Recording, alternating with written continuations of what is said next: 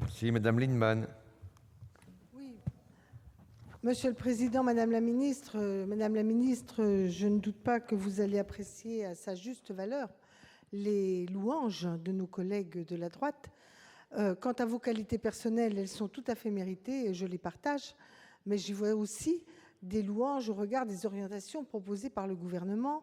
Et là, pour le coup, ça m'inquiète davantage, car nous connaissons bien l'argumentaire que nos collègues de droite nous ont à nouveau donné sur la confiance aux entreprises au niveau local et au dialogue local, dont on sait qu'elles recouvrent d'autres intentions. Et d'ailleurs, Madame la ministre, vous avez pu observer qu'une fois que la boîte de Pandore est ouverte, elle s'ouvre de plus en plus largement, ce que l'on peut redouter.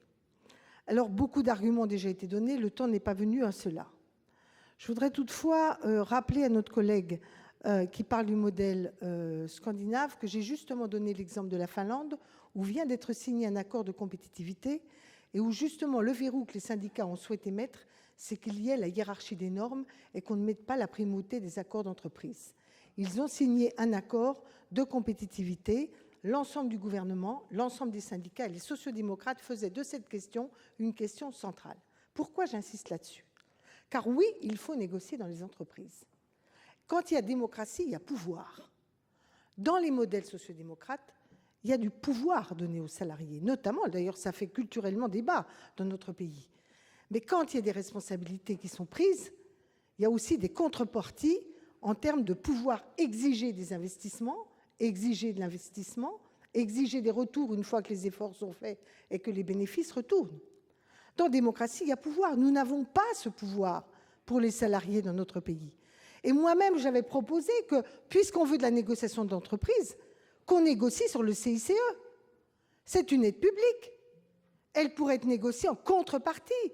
Alors, selon la diversité des entreprises, ici en robotisation, en investissement, là en amélioration de salaire, là en réduction de la précarité ou en formation. Mais si vous ne donnez aucun verrou de pouvoir et que vous commencez à considérer que c'est le local qui prime sans des garde-fous puissants, car bien sûr, Madame la Ministre, vous ne faites pas comme la droite la remise en cause des 35 heures.